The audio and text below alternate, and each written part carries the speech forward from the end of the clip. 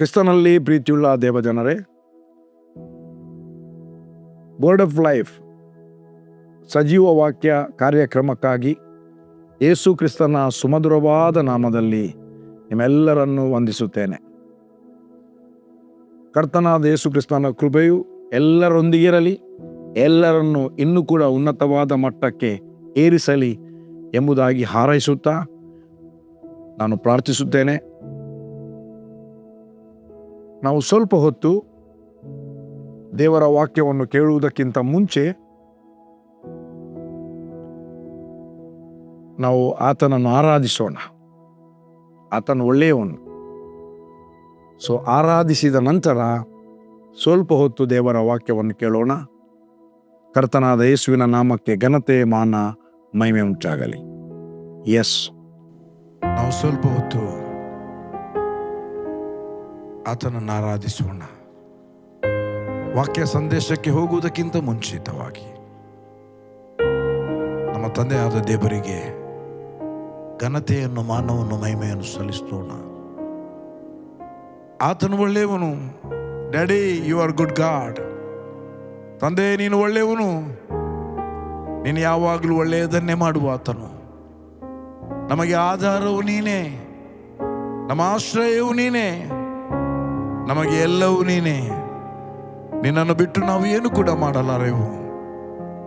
Thank you Lord. ಆಶ್ರಯವು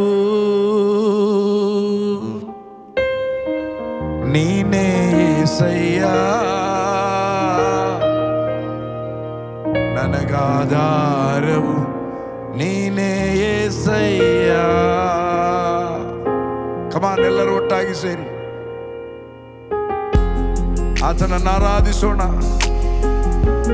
oh daddy, ನನ್ನ ಕರ್ತನಾದ ಯೇಸುವೇ, ಆರಾಧನೆಗೆ ಯೋಗ್ಯನು, ಮಹಿಮೆಗೆ ಯೋಗ್ಯನು, ಘನತೆಗೆ ಯೋಗ್ಯನು. ನೀನೇ ನಮ್ಮ ಆಧಾರವು, ನೀನೇ ನಮ್ಮ ಆಶ್ರಯವು. You are our refuge. Thank you lord.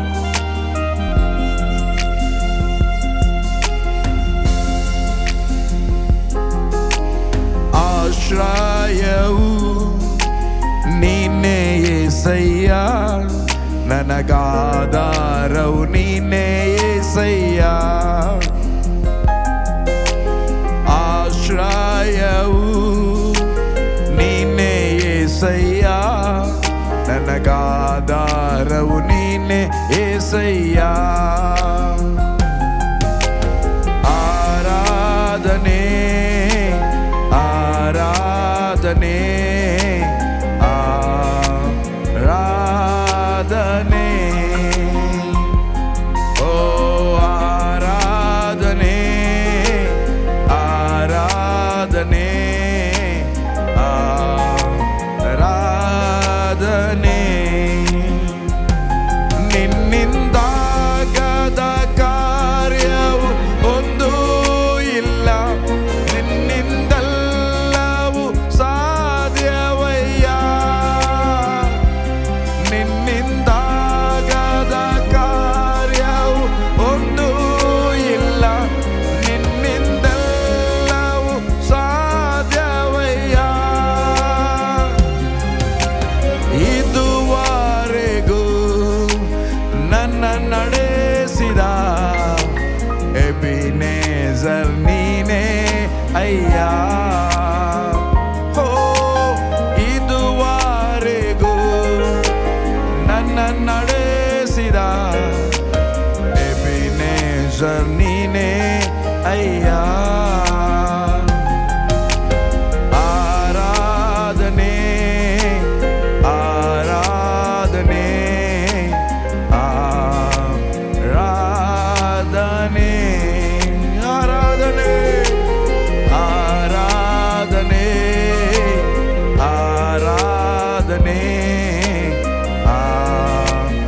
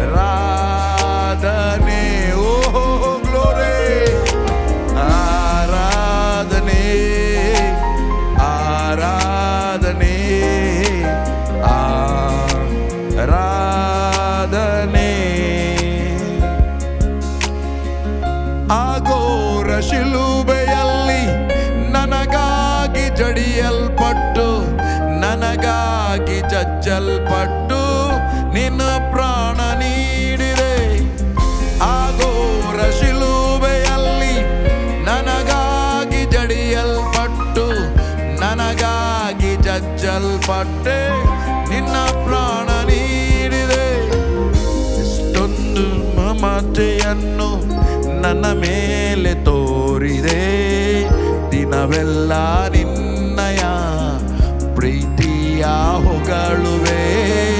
ಎಷ್ಟೊಂದು ಮಮತೆಯನ್ನು ನನ್ನ ಮೇಲೆ ತೋರಿದೆ, ದಿನವೆಲ್ಲ ನಿನ್ನಯ ಪ್ರೀತಿಯ ಹೊಗಳುವೆ.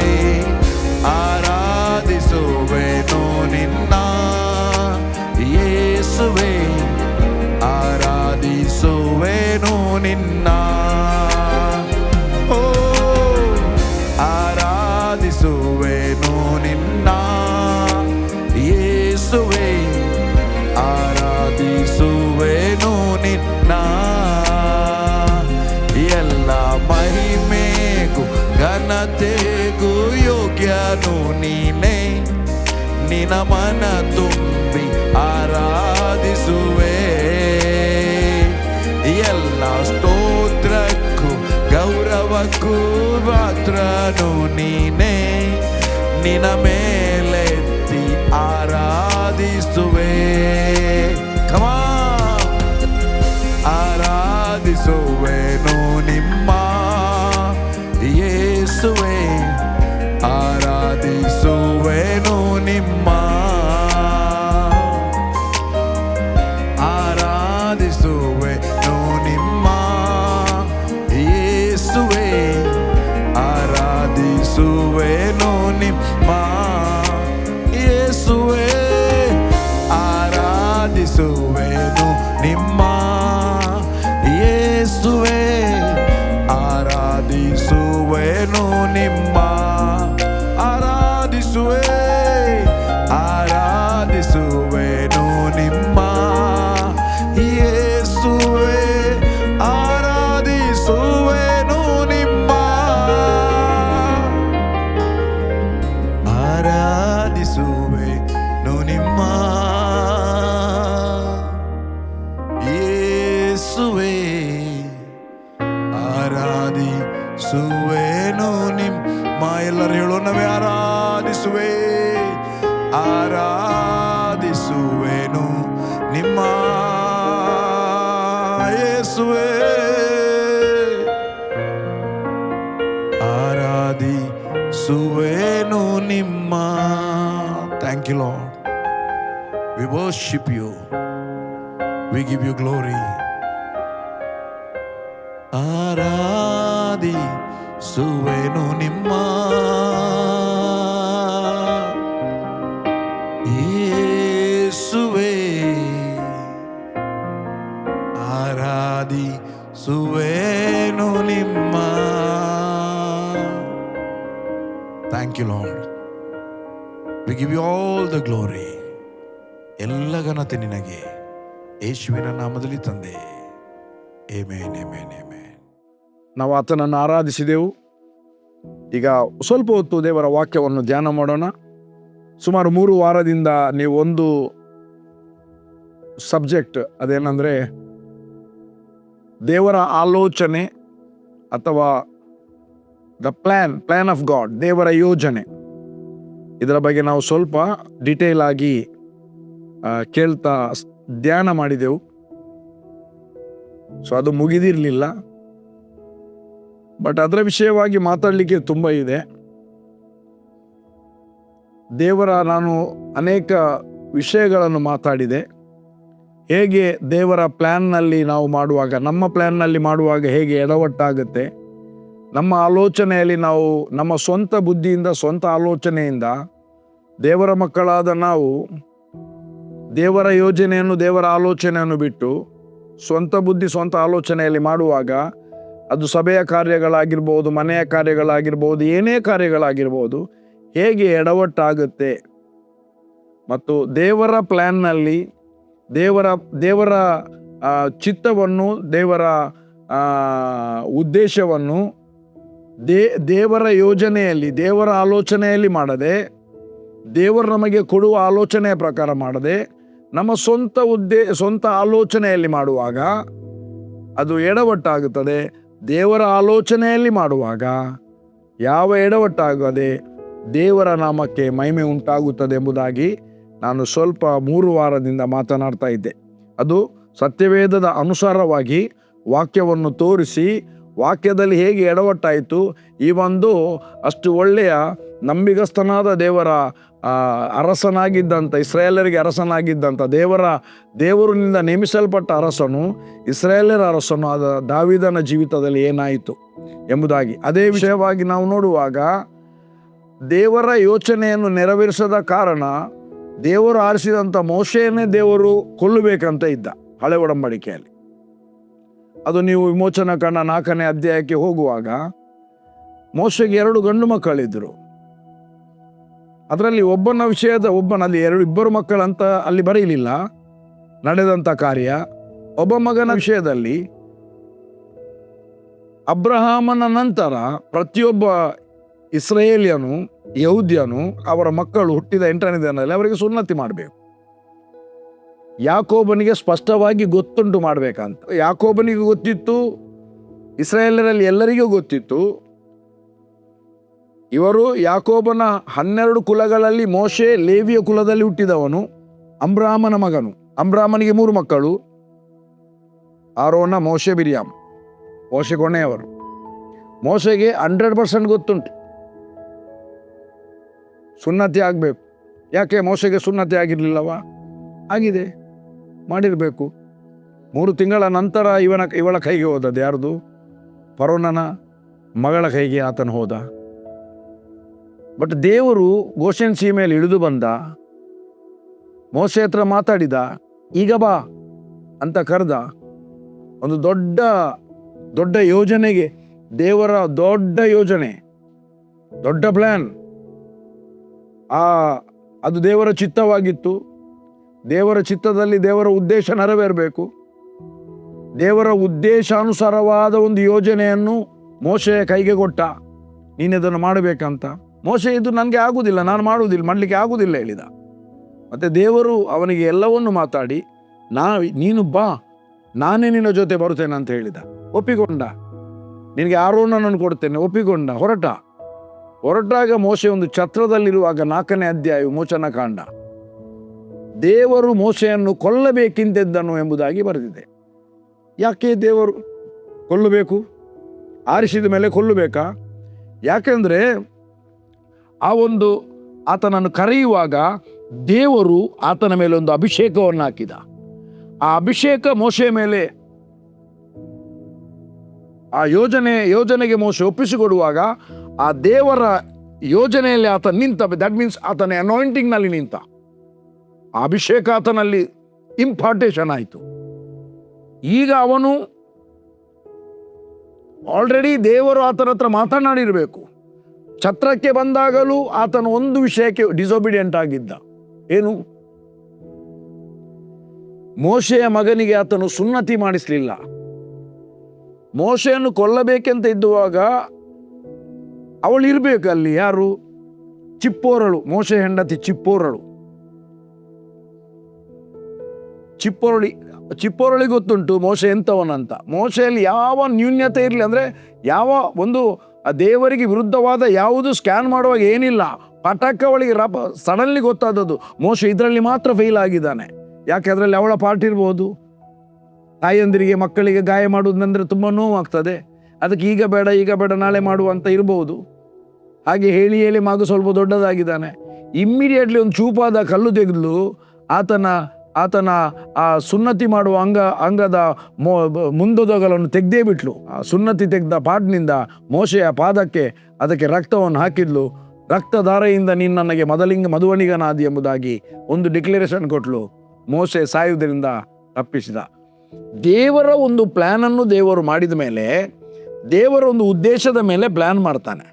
ಆ ಪ್ಲ್ಯಾನಿಗೆ ವಿರುದ್ಧವಾಗಿ ನಾವು ಹೋಗುವಾಗ ದೇವರು ಮಾಡಬೇಕೆಂದಿದ್ದವರಲ್ಲಿ ಜನರು ಎಡವಟ್ಟು ಮಾಡಿ ದೇವರ ಕಾರ್ಯಗಳು ನೆರವೇರುವುದಿಲ್ಲ. ನನ್ನ ಪ್ರಿಯ ದೇವ ಜನರೇ, ಒಂದು ಮನೆಯಲ್ಲಿ ನಾವು ಇರುವಂಥದ್ದು, ಒಂದು ಒಂದು ಸಭೆಯಲ್ಲಿ ನಾವು ಇರುವಂಥದ್ದು ದೇವರ ಉದ್ದೇಶವಾಗಿಯೇ ಆ ಸಭೆಯಲ್ಲಿದ್ದೇವೆ. ಇಲ್ಲದಿದ್ದರೆ ಯಾಕೆ ಬೇರೆ ಸಭೆಗೆ ಹೋಗಬಾರ್ದು? ಬೇರೆ ಸಭೆಯಲ್ಲಿ ನಮ್ಮನ್ನು ಯಾಕೆ ಇಟ್ಟಿರಬಾರ್ದು? ಯಾಕೆ ನಾವು ಗಂಡೇ ಆಗಿ ದೇವರು ನಮ್ಮನ್ನು ಹುಟ್ಟಿಸಿದ್ದು? ಯಾಕೆ ಹೆಣ್ಣಾಗಲಿಲ್ಲ? ಯಾಕೆ ನಾವು ಮಂಗಳೂರಿನಲ್ಲಿಯೇ ಹುಟ್ಟಿದ್ದು? ಯಾಕೆ ಬೆಂಗಳೂರಿನಲ್ಲಿ ಹುಟ್ಟಲಿಲ್ಲ? ಯಾಕೆ ಅದೇ ತಂದೆ ತಾಯಿಗಳಿಗೆ ಹುಟ್ಟಿದ್ದು? ಅದಕ್ಕೆ ಕೂಡ ವಚನ ಇದೆ. 17ನೇ ಅಧ್ಯಾಯ ಅಪೊಸ್ತಲರ ಕೃತ್ಯ 17ನೇ ಅಧ್ಯಾಯದಲ್ಲಿ ಪ್ರತಿಯೊಂದರ ಹಿಂದೆ ದೇವರ ಪ್ಲ್ಯಾನ್ ಇದೆ. ನಮ್ಮನ್ನು ಮಂಗಳೂರಿನಲ್ಲಿ ಹುಟ್ಟಿಸಿದ್ದು, ನನ್ನನ್ನು ಗಂಡಾಗಿ ಹುಟ್ಟಿಸಿದ್ದು, ಇಂಥ ಸ್ಥಳಕ್ಕೆ ನನ್ನನ್ನು ಕೊಂಡೋದದು, ಇಂಥ ಸಭೆಗೆ ನನ್ನನ್ನು ಕಳಿಸಿದ್ದು, ಟೈಮಿಗೆ ಏನೇನು ಮಾಡಬೇಕು ಅದೆಲ್ಲ ದೇವರ ಸ್ವರಕ್ಕೆ ಕಿವಿ ಕೊಡದೆ ನಾವು ನಮ್ಮ ಸ್ವಂತ ಇಷ್ಟದಲ್ಲಿ ಮಾಡಿದರೆ ಎಡವಟ್ಟಾಗುತ್ತೆ. ದೇವರ ಸ್ವರಕ್ಕೆ ಕಿವಿ ಕೊಟ್ಟು ದೇವರು ನಮ್ಮ ಮೂಲಕ ಮಾಡಬೇಕೆಂದಿದ್ದರವನು ನಾವು ತಿಳ್ಕೊಂಡು ದೇವರಿಗೋಸ್ಕರ ನಿಂತು ಮಾಡುವಾಗ ಅದರಲ್ಲಿರುವಂಥದ್ದು ಸಫಲತೆ. ಕೆಲವರು ತುಂಬ ವಿಷಯಗಳನ್ನು ಮಾಡ್ತಾರೆ, ಒಂದು ದಿನ ಕೂಡ ಸಫಲತೆಯನ್ನು ಕಾಣುವುದಿಲ್ಲ. ಯಾಕೆ ಸಫಲತೆಯನ್ನು ಕಾಣುವುದಿಲ್ಲ? ಅದು ದೇವರು ಮಾಡಿರುವ ಪ್ಲ್ಯಾನ್ ಆಗಿರುವುದಿಲ್ಲ ಅವನ ವಿಷಯದಲ್ಲಿ. ಓಕೆ, 17ನೇ ಅಧ್ಯಾಯ 26ನೇ ವಚನ. 17ನೇ ಅಧ್ಯಾಯ ಅಪೊಸ್ತಲರ ಕೃತ್ಯ 17ನೇ ಅಧ್ಯಾಯ 26ನೇ ವಚನ. ಆತನು ಒಬ್ಬನಿಂದಲೇ, ಆದಾಮನಿಂದಲೇ, ಅಂದರೆ ಇಂಗ್ಲಿಷ್ನಲ್ಲಿ ಬರೆದಿದ್ರೆ ಫ್ರಮ್ ಒನ್ ಬ್ಲಡ್, ಆತನು ಒಂದೇ ರಕ್ತದಿಂದ, ಇಲ್ಲಿ ಒಬ್ಬನಿಂದಲೇ ಅಂತ ಬರೆದಿದೆ. ಆತನು ಒಬ್ಬನಿಂದಲೇ ಎಲ್ಲ ಜನಾಂಗದವ್ರನ್ನ ಹುಟ್ಟಿಸಿ ಅವರವರು ಇರತಕ್ಕ ಕಾಲಗಳನ್ನು ಅವರವರ ನಿವಾಸಗಳ ಮೇರೆಗಳನ್ನು ನಿಷ್ಕರ್ಷಿಸಿ ಭೂಮಂಡಲದೆಲ್ಲ ವಾಸ ಮಾಡಿ ಒಂದು ವೇಳೆ ಅವರು ತಡವಾಗಿ ಕಂಡುಕೊಂಡಾರೇನೋ ಎಂದು ತನ್ನನ್ನು ಹುಡುಕೋರನ್ನಾಗಿ ಮಾಡಿದನು. ಈಗ ನಾವು ಅವರನ್ನು ಹುಡುಕುತ್ತಾ ಇಲ್ಲ. ಈಗ ನಾವು ಕ್ರಿಸ್ತನಲ್ಲಿದ್ದೇವೆ, ಕ್ರಿಸ್ತನು ನಮ್ಮಲ್ಲಿದ್ದಾನೆ. ಇನ್ನು ಕ್ರಿಸ್ತನನ್ನು ರಕ್ಷಣೆ ಹೊಂದಿದ ಒಬ್ಬನು ಕೂಡ ಹುಡುಕಬೇಕಾಗಿಲ್ಲ ಎಲ್ಲಿ ಕ್ರಿಸ್ತನು ಸಿಗ್ತಾನೆ ಅಂತ. ಯಾರಾದರೂ ಹೇಳಿದರೆ ಅಲ್ಲಿ ಕ್ರಿಸ್ತನಿದ್ದಾರೆ ಎಂಬುದಾಗಿ, ಇಲ್ಲಿ ಕ್ರಿಸ್ತನಿದ್ದಾನೆ ಎಂಬುದಾಗಿ ಹೇಳಿದರೆ ಓಡಬೇಕಾಗಿಲ್ಲ. ಯಾಕೆ? ಕ್ರಿಸ್ತನು ನನ್ನೊಳಗೆ ಇದ್ದಾನೆ ಅಂತ ಹೇಳಿದರೆ ಆಯಿತು. ಎಲ್ಲಿದ್ದಾನೆ ಕ್ರಿಸ್ತನು? The Christ in you hope of glory, ಕೊಲೊಸ್ಸೆ 1:27. ನೀವೆಲ್ಲಿದ್ದೀರಿ? ಎಫೆಸ 2:7. ಕ್ರಿಸ್ತ ಯೇಸುವಿನಲ್ಲಿ ಇರುವ ನಿಮ್ಮನ್ನು, that is our safety place, the protected place. ಅದಕ್ಕೆ ಕೊಲೊಸ್ಸೆ 3ನೇ ಅಧ್ಯಾಯ 2ನೇ ವಚನದಲ್ಲಿ ಹೇಳ್ತದೆ, ನಿಮ್ಮ ಜೀವವು ಕ್ರಿಸ್ತನ ಒಂದಿಗೆ ದೇವರಲ್ಲಿ ಮರೆಯಾಗಿದೆ. ದೇವರ ಮರೆಯೊಳಗೆ ನಮ್ಮ ಕರ್ತನಾದ ಯೇಸು ಇದ್ದಾನೆ. ಆ ಕರ್ತನಾದ ಯೇಸುವಿನ ಮರೆಯೊಳಗೆ, ಮೇರೆಯೊಳಗೆ ನಾವಿದ್ದೇವೆ. ನಮ್ಮನ್ನು ಅಟ್ಯಾಕ್ ಮಾಡಬೇಕಾದ್ರೆ ಇಬ್ಬರನ್ನು ಅಟ್ಯಾಕ್ ಮಾಡಬೇಕು. ತಂದೆಯಾದ ದೇವರನ್ನು, ಕರ್ತನಾದ ಯೇಸುವನ್ನು ಅಟ್ಯಾಕ್ ಮಾಡಿ ನಮ್ಮನ್ನು ಅಟ್ಯಾಕ್ ಮಾಡಲಿಕ್ಕೆ ಬರಬೇಕು. ಆಗುವುದಿಲ್ಲ. ನಿಮ್ಮನ್ನು ಅಟ್ಯಾಕ್ ಮಾಡಲಿಕ್ಕೆ ಯಾರಿಗೂ ಆಗುವುದಿಲ್ಲ. ಅದಕ್ಕೆ ಹಳೆ ಒಡಂಬಡಿಕೆಯಲ್ಲಿ ಒಂದು ವಚನ ಬರೆದಿದೆ, ನಿನಗೆ ವಿರುದ್ಧವಾಗಿ, ಯೆಶಾಯದಲ್ಲಿ, ನಿನಗೆ ವಿರುದ್ಧವಾಗಿ ಕಲ್ಪಿಸಿದ ಯಾವ ಆಯುಧವು ನಿನ್ನನ್ನು ಜಯಿಸಲಾರದು. ನಿನಗೆ ವಿರುದ್ಧವಾಗಿ ಕಲ್ಪಿಸಿದ ಯಾವುದೇ ಆಯುಧ ನಿನ್ನನ್ನು ಜಯಿಸಲಾಗದು. ನೀನು ಹಿಂಸೆಗೆ ದೂರವಾಗಿರುವಿ, ಧರ್ಮವೇ ನಿನಗೆ ಆಧಾರ. ನಿನಗೆ ವಿರುದ್ಧವಾಗಿ ಯಾರಾದರೂ ವ್ಯಾಜ್ಯವಾಡಿದರೆ ಅದು ನನ್ನ ಅಪ್ಪಣೆಯಿಂದ ಅಲ್ಲ, ನಿನಗೆ ಮತ್ತು ನನಗೆ, ನಿಮಗೆ ಮತ್ತು ನನಗೆ ಯಾರಾದರೂ ವಿರುದ್ಧವಾಗಿ ವ್ಯಾಜ್ಯವನ್ನಾಡಿದರೆ ಅದು ನನ್ನ ಅಪ್ಪಣೆಯಿಂದ ಅಲ್ಲ. ದೇವರು ಅವರಿಗೆ ಅಪ್ಪಣೆ ಕೊಡಲಿಲ್ಲ. ಯಾಕೆ? ಅವರು ನಮ್ಮ ದೇವರ ಪ್ರೊಟೆಕ್ಷನ್ ತೆಗೀಲಿಲ್ಲ. Still we are in protection. ಹೊಸ ಒಡಂಬಡಿಕೆಯಲ್ಲಿ ಯೇಸುವನ್ನು ಅಂಗೀಕಾರ ಮಾಡಿದ ಮೇಲೆ ಪ್ರೊಟೆಕ್ಷನ್ ಹೊರಗೆ ಹೋಗುವುದಿಲ್ಲ. We are in Christ. ನನ್ನ ಪ್ರಿಯ ದೇವಜನರೇ, ನಾನು ಅವರಿಗೆ ಅಪ್ಪಣೆ ಕೊಡಲಿಲ್ಲ. ಅವರು ನಿನಗೆ ವಿರುದ್ಧವಾಗಿ ವ್ಯಾಜ್ಯವಾಡಿದರು, ನಿನ್ನ ನಿಮಿತ್ತದಿಂದ ಅವರು ಕೆಡವಲ್ಪಡುತ್ತಾರೆ. ನಿನ್ನ ನಿಮಿತ್ತದಿಂದ ನಿನಗೆ ಯಾರು ವ್ಯಾಜ್ಯವಾಡಿದರು ಅವರು ಕೆಡವಲ್ಪಡುತ್ತಾರೆ. ಅದಕ್ಕೆ ಪ್ರಿಯರೇ, ದೇವರು ನಮ್ಮ ವಿಷಯವಾಗಿ ಒಂದು ಪ್ಲ್ಯಾನ್ ಮಾಡಿದರೆ, ಯೋಜನೆ ಮಾಡಿದರೆ, ಅದು ಒಂದು ಶ್ರೇಷ್ಠವಾದ ದೇವರ ಉದ್ದೇಶವಾಗಿರುತ್ತದೆ. ದ ಪರ್ಪಸ್ ಆಗಿರ್ತದೆ. ಇಂಥ ಒಂದು ಪರ್ಪಸನ್ನು ನಿನ್ನ ಮೂಲಕ ನನ್ನ ಮೂಲಕ ಮಾಡಬೇಕೆಂಬುದಾಗಿ he will make the plan. That is the blueprint. ಅದು ಸತ್ಯವೇದದಲ್ಲಿ ಇದೆ, ಯಾರ್ಯಾರು ಏನೇನು ಮಾಡಬೇಕಂತ. ಬಟ್ ಭೂಲೋಕದಲ್ಲಿ ಕೆಲವೊಂದು ಸೇವೆಯನ್ನು ಮಾಡುವಾಗ, ಕೆಲವೊಂದು ಪ್ರೊವಿಷನನ್ನು ಜನರಿಗೆ ಕೊಡಲಿಕ್ಕೆ ನಮ್ಮನ್ನು ನೇಮಿಸುವಾಗ, ಕರ್ತನಿಗೋಸ್ಕರ ನಾವು ಮುಂದೆ ಹೋಗಿ ಮಾಡಬೇಕಾದ ಸಂಗತಿಗಳು ನಾವೇ ಮಾಡಬೇಕೆಂಬುದಾಗಿ ಆರಿಸುವಾಗ ಆ ಪ್ಲ್ಯಾನನ್ನು ನಮಗೆ ಕೊಡ್ತಾರೆ. ದ ಆಲೋಚನೆ, ದಟ್ ಇಸ್ ಕಾಲ್ಡ್ ವಿಷನ್. ಫಿಲಿಪಿಯವರಿಗೆ ಬರೆದ ಪತ್ರಿಕೆ 2ನೇ ಅಧ್ಯಾಯದಲ್ಲಿ ಒಂದು ವಚನ ಬರೆದಿದೆ. ಫಿಲಿಪ, ಯಾರು ನಾವು ಒಂದು ವೇಳೆ ಅದನ್ನು ಆ ದೇವರು ನಮ್ಮ ವಿಷಯದಲ್ಲಿ ನಮಗೆ ಒಂದು ಒಳ್ಳೆಯ ಆಲೋಚನೆ ಪ್ಲ್ಯಾನನ್ನು ಕೊಡುವಾಗ ಇಂಥ ಕಾರ್ಯವನ್ನು ಮಾಡಬೇಕೆಂಬುದಾಗಿ ದೇವರ ಸಪೋರ್ಟ್ ಏನಿರ್ತದೆ, ಅದಕ್ಕೆ ದೇವರ ದೇವರು ನಮ್ಮೊಟ್ಟಿಗೆ ನಿಂತುಕೊಂಡು ಹೇಗೆ ನಮಗೆ ಬಲವನ್ನು ಕೊಟ್ಟು ನಮ್ಮನ್ನು ಹಿಂದಿನಿಂದ ಸಪೋರ್ಟಿವ್ ಆಗಿ ಮಾಡಲಿಕ್ಕೆ ನಮ್ಮನ್ನು ಪುಷ್ ಮಾಡ್ತಾರೆ ಅಂದರೆ, ಹೇಗೆ ನಮ್ಮ ಹಿಂದಿನ ಆ ದೇವರ ಹಸ್ತ ಹೇಗೆ ಇರ್ತದೆ ಅಂದರೆ, ದೇವರ ಹಸ್ತ ನಮ್ಮೊಂದಿಗೆ ಹೇಗೆ ಇರ್ತದೆ ಅಂದರೆ, ಫಿಲಿಪ್ಪಿ 2:13, ಯಾಕೆಂದರೆ ದೇವರೇ ತನ್ನ ಸುಚಿತ್ತವನ್ನು ನೆರವೇರಿಸಬೇಕೆಂದು ನಿಮ್ಮಲ್ಲಿ ಉದ್ದೇಶವನ್ನು ಪ್ರಯತ್ನವನ್ನು ಉಂಟು ಮಾಡುವವನಾಗಿದ್ದಾನೆ. ದೇವರೇ ಆತನ ಸುಚಿತ್ತ, ಆತನ ಎಲ್ಲವೂ ನೆರವೇರಬೇಕೆಂಬುದಾಗಿ ನಮ್ಮಲ್ಲಿ ಉದ್ದೇಶವನ್ನು ಪ್ರಯತ್ನವನ್ನು ಉಂಟು ಮಾಡುವವನಾಗಿ. ದ್ಯಾಟ್ ಮೀನ್ಸ್ ಅದಕ್ಕೆ ಬೇಕಾದ ಎಲ್ಲ ಫೀಡ್ಬ್ಯಾಕ್, ಏನೆಲ್ಲ ಪೊಟೆನ್ಷಿಯಲ್ ಕೊಡಬೇಕು, ಏನೆಲ್ಲ ಸಹಾಯ ಕೊಡಬೇಕು, ದೇವರು ಆತನ ಕೃಪೆಯನ್ನು ನಮ್ಮಲ್ಲಿ ಹೆಚ್ಚು ಮಾಡ್ತಾನೆ, ಆತನ ಅಭಿಷೇಕವನ್ನು ನಮ್ಮಲ್ಲಿ ಹೆಚ್ಚು ಮಾಡ್ತಾನೆ.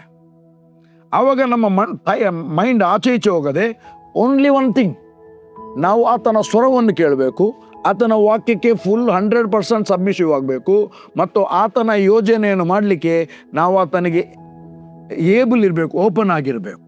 ಸ್ವಾಮಿ, ನಿನ್ನ ಚಿತ್ತವನ್ನು ಮಾಡಲಿಕ್ಕೆ ನೀನು ನಿನ್ನ ಯಾವ ಪ್ಲ್ಯಾನನ್ನು ನನ್ನ ಜೀವಿತದಲ್ಲಿ ಕೊಡಬೇಕಂತ ನೆನೆಸಿದ್ಯಾ, ನಿನ್ನ ಯಾವ ಪ್ಲ್ಯಾನ್, ನಿನ್ನ ಆಲೋಚನೆಯನ್ನು ನಾನು ನೆರವೇರಿಸಬೇಕೆಂಬುದಾಗಿ, ನಿನ್ನ ಆಲೋಚನೆಯನ್ನು ಯಾವ ಆಲೋಚನೆಗಳನ್ನೆಲ್ಲ ನನ್ನ ಆಲೋಚನೆಯಾಗಿ ತೆಗೆದುಕೊಂಡು ನಿನ್ನ ಉದ್ದೇಶವನ್ನು ನನ್ನ ಮೂಲಕ ನೆರವೇರಿಸಬೇಕೆಂಬುದಾಗಿ ನೀನು ಬಯಸಿದ್ಯಾ. ಈಗೋ ಸ್ವಾಮಿ, ನಾನು ಇದ್ದೇನದನ್ನು ಮಾಡುವುದಕ್ಕಾಗಿ. I am here, I am ready to do ಎಂಬುದಾಗಿ ನೀನು ಒಪ್ಪಿಸಿಕೊಡುವಾಗ ಅಥವಾ ಅದನ್ನು ಅಂಗೀಕರಿಸುವಾಗ, ನೀನು ಆತನ ಆಲೋಚನೆಯೊಂದಿಗೆ ನಿನ್ನ ಆಲೋಚನೆಯಾಗಿ ತೆಗೆದುಕೊಂಡಾಗ, ಮಾಡಲಿಕ್ಕೆ ನೀನು ಪೂರ್ಣವಾಗಿ ಸಮರ್ಪಣೆಯಾಗಿರುವಾಗ ಎಲ್ಲರ ಮುಂದೆ ನಿನ್ನ ತಲೆ ಎತ್ತಲ್ಪಡ್ತದೆ. ಅದಕ್ಕೆ ನೀನು ಕೈ ಹಾಕಿದ ಕೆಲಸವೆಲ್ಲ ಸಫಲವಾಗುತ್ತದೆ. ನೀನು ದೇವರ ಆಲೋಚನೆಯನ್ನು ದೇವರಿಗೋಸ್ಕರ ನಿಲ್ಲುವಾಗ, ದೇವರು ಮಾಡಲಿಕ್ಕೆ ಹೇಳುವಂಥದ್ದನ್ನು ಎಸ್ ಅಂತ ಅಂಗೀಕರಿಸಿ ಮಾಡುವಾಗ, ನನ್ನ ಪ್ರಿಯ ದೇವ ಜನರೇ, ಒಂದು ಕೂಡ ವೇಸ್ಟ್ ಆಗುವುದಿಲ್ಲ, ನಿನ್ನ ಸಮಯ ಹಾಳಾಗುವುದಿಲ್ಲ, ನೀನು ಕೈ ಹಾಕಿದ ಕೆಲಸ ಫೇಲಿಯರ್ ಆಗುವುದಿಲ್ಲ, ನೀನು ಎಲ್ಲಿಗೆ ಹೋದರೂ ಸಫಲನಾಗಿ ಬರ್ತಿ, ಯಾವ ಬಿಸ್ನೆಸ್ ಮಾಡಿದರೂ ಸಫಲನಾಗ್ತಿ, ನಿನ್ನ ಮಕ್ಕಳು ಕೂಡ ಸಫಲರಾಗ್ತಾರೆ. Everything will be settled, everything will be glorified. ಎಲ್ಲವೂ ಮಹಿಮೆಕರವಾಗಿರುತ್ತದೆ. ಎಷ್ಟು ಮಂದಿ ನಿನಗೆ ವಿರುದ್ಧವಾಗಿ ಮಾತಾಡಿದ್ರು ನೀನು ಅದರ ಬಗ್ಗೆ ತಲೆ ಕೆಡಿಸುವುದಿಲ್ಲ. ಮಾತಾಡುವವ ಮಾತಾಡ್ತಾ ಇರ್ತಾನೆ, ನೀನು ಮುಂದಕ್ಕೆ ಹೋಗುತ್ತಾನೆ ಇರ್ತಿ. ಮಾತನಾಡುವವ ಹಾಗೆ ಇರ್ತಾನೆ, ನೀನು ಮಾತ್ರ ಮೇಲಕ್ಕೆ ಹೋಗ್ತಿ. ಸೊ ಯಾವುದು ಮಾಡ್ತೀರಿ, ಯಾವುದನ್ನು ನೀವು ಬಯಸ್ತೀರಿ? ನನ್ನ ಪ್ರಿಯ ದೇವಜನರ, ಇವತ್ತು ನಾನು ಅದನ್ನು ಮುಗಿಸ್ತೇನೆ. ಇನ್ನೂ ಕೂಡ ದೇವರ ಪ್ಲ್ಯಾನ್ನ ಬಗ್ಗೆ ಮಾತಾಡಿದರೆ ಟೈಮ್ ಹೋಗುವುದೇ ಗೊತ್ತಾಗೋದಿಲ್ಲ. ಅದೊಂದು ದೊಡ್ಡ ಸಬ್ಜೆಕ್ಟ್. ಇತ್ತೀಚೆಗೆ ನಾನು ಒಂದು ಕೂಟಕ್ಕೆ ಹೋಗಿ ಬಂದೆ. ನಾನಲ್ಲಿ ಮೇನ್ ಸೋರ್ಸ್ ಪರ್ಸನನ್ನಾಗಿ ನನಗೆ ಕರೆದಿದ್ರು. ನಾನು ಮಾತಾಡಲಿಕ್ಕಿತ್ತು. ನನಗೆ ಅಲ್ಲಿ 2.5 ತಾಸು ನನಗೆ ಕೊಟ್ಟಿದ್ದರು.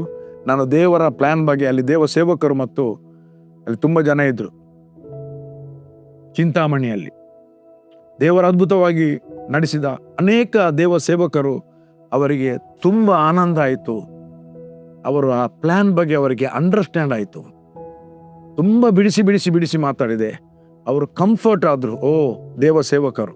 ಕೆಲವರು ಹೇಳಿದ್ರು, ಇದೆಲ್ಲ ರೆವಲ್ಯೂಷನ್ ನಾವು ಕೇಳಲಿಲ್ಲ ಎಂಬುದಾಗಿ ಹೇಳಿದರು. ನನಗೆ ತೃಪ್ತಿ ಆಯಿತು, ಅಂದರೆ ಖುಷಿ ಆಯಿತು. ದೇವರು ಉಪಯೋಗಿಸಿದ, ಅಂತೂ ದೇವರ ನಾಮಕ್ಕೆ ಮಹಿಮೆ ಆಯಿತು. ದೇವರ ನಾಮಕ್ಕೆ ತುಂಬ ಮಹಿಮೆ ಆಯಿತು. ಪ್ರಿಯರೇ, ಅಳವಡಿಸಿಕೊಳ್ಳಿ. ದೇವರ ಆಲೋಚನೆ ನಿಮ್ಮ ಆಲೋಚನೆಯಾಗಿ ತೆಗೆದುಕೊಳ್ಳಿ. ದೇವರ ವಾಕ್ಯವನ್ನು ನಿಮ್ಮ ಜೀವಿತದಲ್ಲಿ ಅಳವಡಿಸಿಕೊಳ್ಳಿ. ನಿಮ್ಮ ಜೀವಿತವನ್ನು ಕರ್ತನ ಹಸ್ತಕ್ಕೆ ಒಪ್ಪಿಸಿಕೊಡಿ. ದೇವರು ನಿಮ್ಮನ್ನು ಸುಂದರವಾಗಿ ನಡೆಸ್ತಾನೆ. ತಂದೆಯಾದ ದೇವರೇ, ನಿನ್ನ ಘನವುಳ್ಳ ನಾಮಕ್ಕೆ ಸ್ತೋತ್ರವಾಗಲಿ. ಕೇಳುವಂಥ ಜನರಿಗೆ ಎಲ್ಲ ಸಂದೇಶಗಳು ಕ್ಲಿಯರ್ ಆಗಿ ಅರ್ಥ ಆಗುವಂತೆ ಅವರ ಅಂಡರ್ಸ್ಟ್ಯಾಂಡಿಂಗನ್ನು ನೀನು ತೆರೆಯ ಮಾಡುವುದಕ್ಕಾಗಿ ಸ್ತೋತ್ರ. ನಿನ್ನ ವಾಕ್ಯ ಹೇಳ್ತದೆ ಸ್ವಾಮಿ, 24ನೇ ಅಧ್ಯಾಯ ಲೂಕನು ಬರೆದ ಸುವಾರ್ತೆಯಲ್ಲಿ, ದೇವರು ಅವರ ಬುದ್ಧಿಯನ್ನು ತೆರೆದನು, ಅವರಿಗೆ ಆತನ ವಾಕ್ಯವು ಅರ್ಥ ಆಯಿತು ಎಂಬುದಾಗಿ. ಅದೇ ರೀತಿಯಲ್ಲಿ ಸ್ವಾಮಿ, ವಾಕ್ಯ ಅರ್ಥವಾಗುವಂತೆ ಪ್ರತಿಯೊಬ್ಬರ ಬುದ್ಧಿಯು ತೆರೆಯಲ್ಪಡಲಿ ಎಂಬುದಾಗಿ ಪ್ರಾರ್ಥಿಸ್ತೇನೆ ಯೇಸುವಿನ ನಾಮದಲ್ಲಿ ತಂದೆ. Amen, amen, amen. Bless you. You are blessed. Amen.